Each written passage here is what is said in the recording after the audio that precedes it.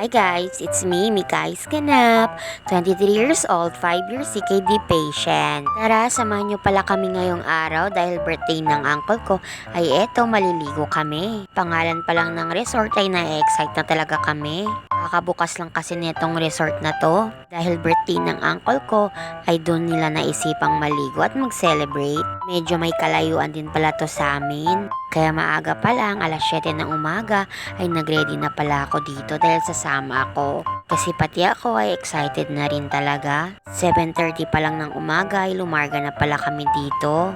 Dahil medyo malayo-layo pa yung ibabiyahe namin. Yung mga pamangkin ko talaga ay gustong-gusto talaga sa labas. Kung dito din naman sa loob ay hindi na kami kasya lahat. Sobrang init pa naman nung panahon na to. Kaya maganda talagang gawin ay maligo.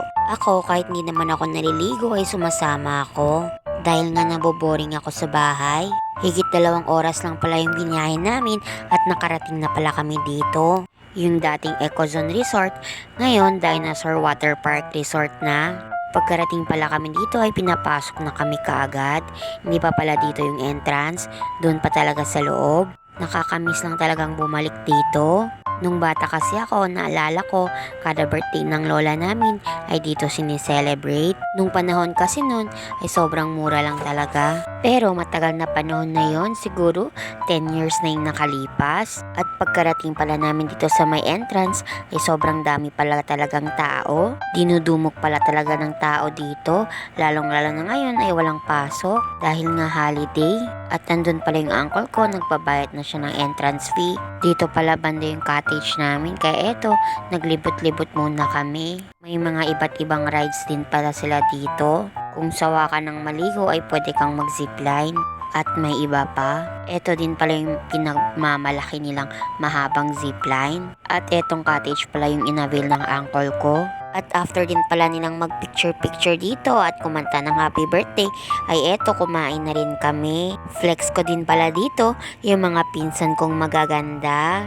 Pero syempre, di rin tayo magpapahuli sa kainan. Kaya eto, nagpakuha ako sa nanay ko. After ko palang kumain dito at kami kumain, ay eto, naligo na pala yung mga bata. Flex ko din pala sa inyo yung swimming pool nila.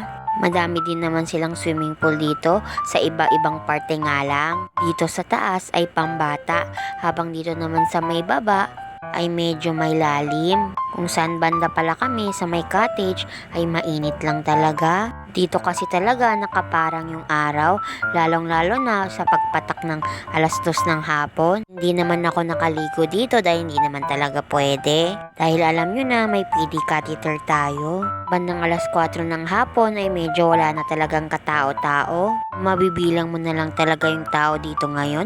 Hindi kagaya kanina ay sobrang dami. Bandang alas 5 ng hapon ay napagdesisyonan na kami na umuwi na dahil medyo malayo pa. Sigurado na naman, gabi na naman kami makarating sa Kuruan. Pero at least kahit hindi ako naligo ay na-enjoy ko naman nung araw na to. Ayun nga lang ay hindi ko nilibot yung buong resort.